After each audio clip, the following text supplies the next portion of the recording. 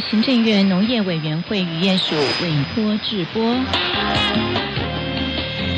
The following program is brought to you by the Fisheries Agency under the Council of Agriculture.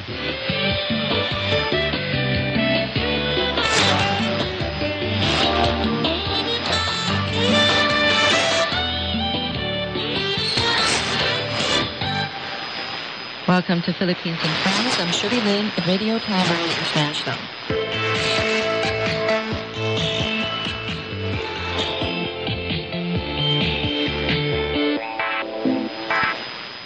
I begin with some news from the Philippines.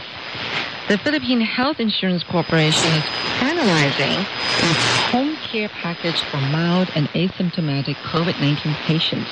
That's according to the Department of Health. The DOH said the circular for the home care package, which will contain vitamins, paracetamol, face masks and shields, thermometer, and disinfection supplies, will be published by the end of August. In April, the department said it was developing a home care package for COVID-19 patients, which will have a financing mechanism to help decongest hospitals. The package will also be linked with processes such as telemedicine and the tri-aging system of local government units and the One Hospital Command Center. The continued increase in COVID-19 infections are beginning to overwhelm hospitals in the country.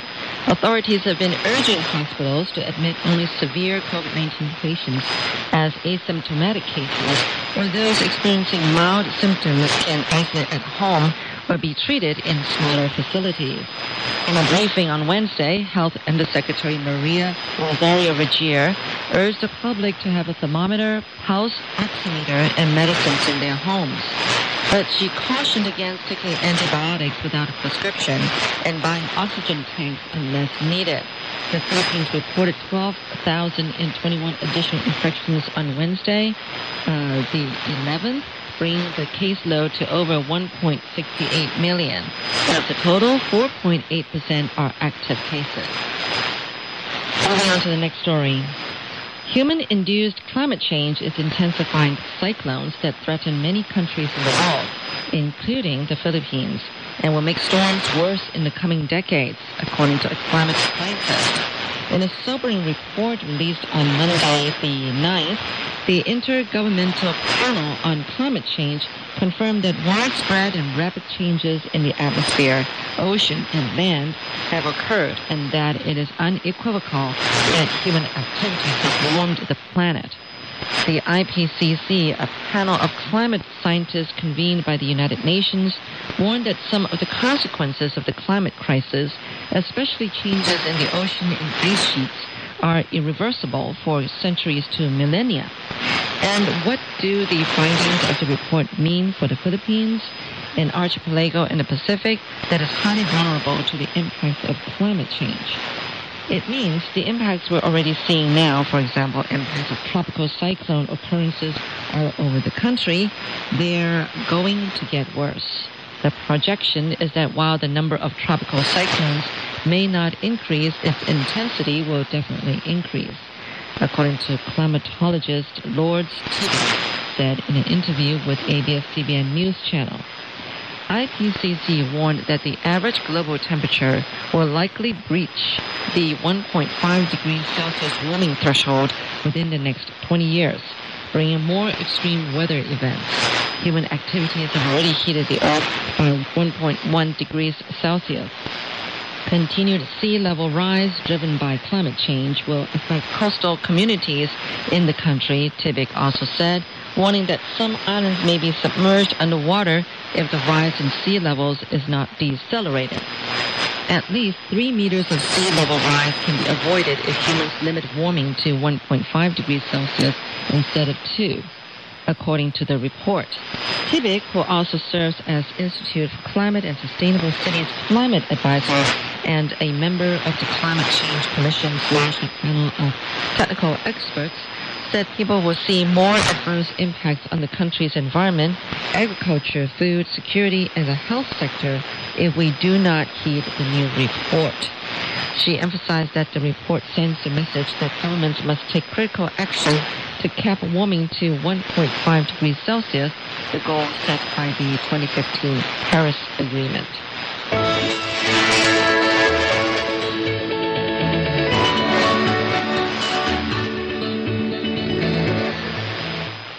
Now here switching to Taiwan with a talk about traditional arts and music in Taiwan.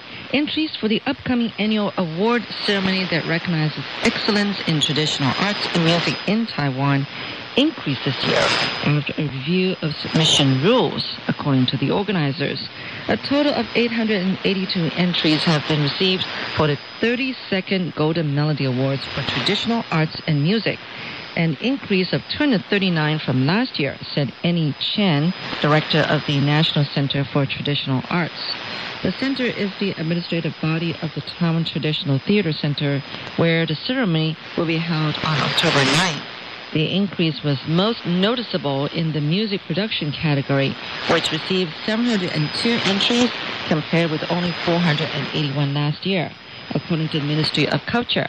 The increase in submissions is believed to be because the format artists can submit their works was expanded to include digital entries, such as media saved on USBs, instead of accepting only CDs and DVDs. We are in a digital era, and nowadays there are many ways to release a piece of work. In the past, we only accepted CDs and DVDs, but when digital is the main trend, we would lose out on a lot of works, Chen said. Uprise, the awards also accepted traditional records, so artists could use older media to submit their works, Chen added. The drop in submissions to only 643 entries last year, where the awards normally see between 800 to 1,000 entries, prompted an internal review of the reasons for the decline, which then resulted in broader formats rules for entries, Chen said. Receiving an increased number of submissions during the pandemic compared to last year is good news, Chen said. The Golden Melody Awards for Traditional Arts and Music, which honor individual artists, groups, and works of art that have contributed to Taiwan's diverse, creative, and rich cultural heritage, reflects the aesthetics in our everyday lives, according to the Ministry of Culture. The beauty of traditional arts can improve the aesthetics of daily life and, in turn, boost the overall beauty of Taiwan, said Ministry of Culture Administrative Deputy Minister Li Lianquan. The nominees this year include the album In an Unlimited Passage by Taipei Chamber Singers, which was founded in 1992 and has won 15 international awards to become one of the top vocal groups in Asia. Their album led the field this year with 6 nominations in the categories of Best Artistic Music Album, Best Album Producer, Best Recording, Best Performance, Best Composition, and Best Lyrics. Meanwhile, the theater work Matinee in the Rain, a joint production by Chun Mei Taiwanese Opera Troupe and Golden Bough Theater, The Storyteller and Her Dream by Tang Meiyun Taiwanese Opera Company, and Wang Zaojun by Xinchun Taiwanese Opera Troupe led the nominations for traditional performing arts with 6 nominations each. This year, 4 Seas Records founder Liao Qianyuan and Taiwanese opera performer Liao Qiongzi will receive special awards for their contribution to traditional arts and music, according to the Culture Ministry. In 2014, the Golden Melody Awards for Traditional Arts and Music was separated from the Golden Melody Awards and have since been held under the auspices of the National Center for Traditional Arts. And now we are going to break for a song before I continue. This one is by Zhou Xingze, 以后别做朋友. Let's not be friends in the future. It actually means it's a love song. It's saying that let's be more than just friends.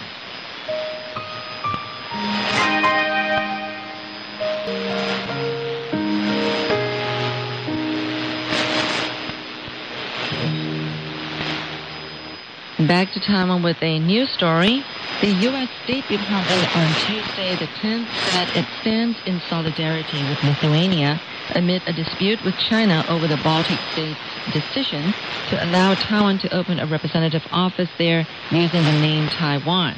At a press briefing, State Department spokesman Ned Price condemned China's retaliatory decision to recall its ambassador to Vilnius and to demand that Lithuania withdraw its ambassador to Beijing over the issue. The move, which China's Ministry of Foreign Affairs announced in a statement earlier Tuesday, came after months of warring ties between Taiwan and Lithuania.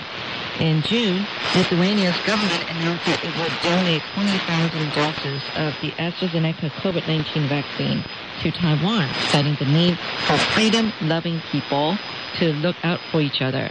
On July 20th, Taiwan Foreign Minister Joseph Wu announced that the country will open an office in Vilnius under the name the Taiwanese Representative Office in Lithuania.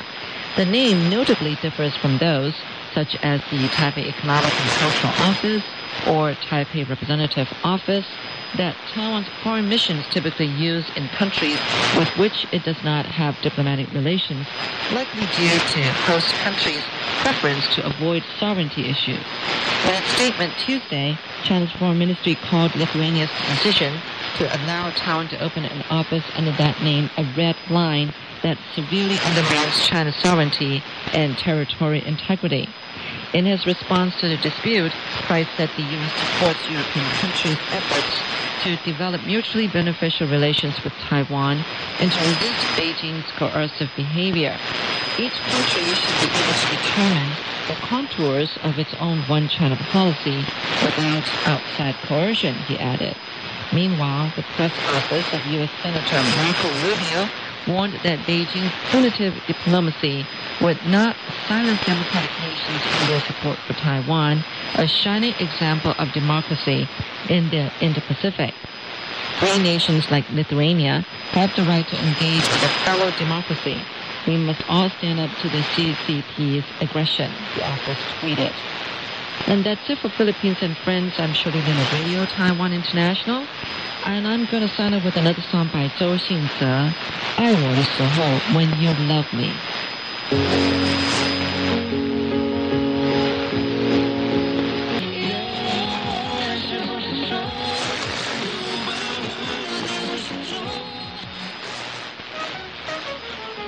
本节目由行政院农业委员会渔业署委托制播，谢谢收听。